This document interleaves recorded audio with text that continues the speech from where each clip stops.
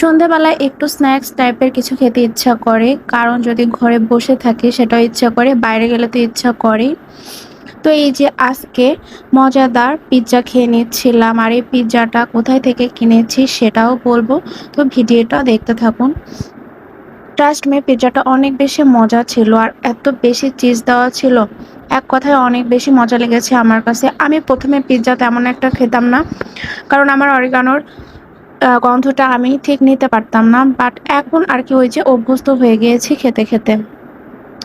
তো এখানে হচ্ছে লাইভ পিজ্জা বানাচ্ছে। এই ১ম দেখলাম এই জায়গার লাইভ পিজ্জা বানাচ্ছে। তো আরকি সবার অনেক ভিড়, কারণ হচ্ছে সবাই আমার মতোই ১ম ট্রাই করবে।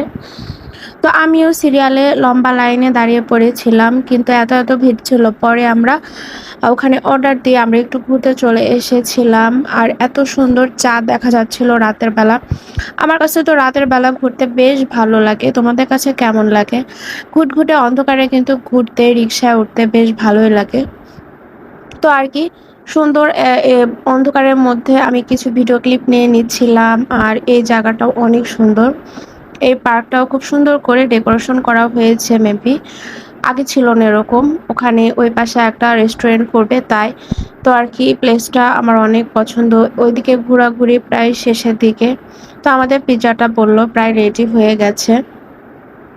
বেশ ভালোই লাগছিল, অর্ডার করে এই ফাঁকা টাইমে ঘোরাফেরাও করে নিলাম। তো আমাদের পিজ্জাটা রেডি হয়ে গিয়েছিল আর আমরা ওখানে না খেয়ে বাসায় নিয়ে এসেছিলাম। কারণ রাত বেশ অনেক হয়ে গেছিল। আর রাস্তায় দাঁড়িয়ে খাবো না বলে বাসায় নিয়ে এসেছিলাম। তবে হ্যাঁ, রাস্তায় দাঁড়িয়ে খাওয়ার মজাও কিন্তু একটা অন্যরকম। বাসায় খাওয়ার মজা একরকম আর রাস্তায় দাঁড়িয়ে খাওয়ার মজা অন্যরকম। তো এদের সসগুলাও অনেক বেশি মজাদার ছিল। ২ রকম সস দিয়েছিল, টমেটো আর হচ্ছে এখানে একটা মেয়োনিজ দিয়েছিল। তো ফার্স্ট টাইম এই পিজ্জাগুলা খেলাম। মাস্ট অনেক বেশি মজা লেগেছে আমার কাছে। অনেক সফট ছিল আর হচ্ছে খুবই বেশি চিজ দিয়েছে। আর প্রাইসটাও তুলনামূলকভাবে কম।